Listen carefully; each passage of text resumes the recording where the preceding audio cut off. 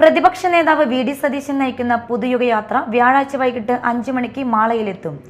യാത്രയെ സ്വീകരിക്കാനുള്ള ഒരുക്കങ്ങൾ പൂർത്തിയായതായി വരുന്നതായി സംഘാടകർ മാളയിൽ വാർത്താ സമ്മേളനത്തിൽ അറിയിച്ചു. UDFന്റെ ഒരു ഗവൺമെന്റ് ഉണ്ടാക്കാനുള്ള ഉറച്ച നിലപാടുമായി മുന്നോട്ട് പോകുന്ന UDFന്റെ നയപരിപാടികൾ വിശദീകരിക്കുന്നതിന് വേണ്ടിയിട്ടാണ്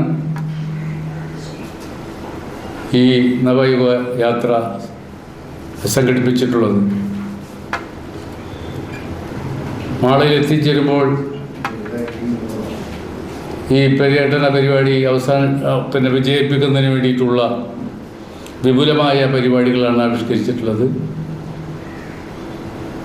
ഈ നിയോജകമണ്ഡലത്തിലെ മുഴുവൻ പഞ്ചായത്തുകളിൽ നിന്ന് എത്തിച്ചേരുന്ന UDF പ്രവർത്തകന്മാർ അതത് മണ്ഡലത്തിൻ്റെ ബാനറിന് കീഴിൽ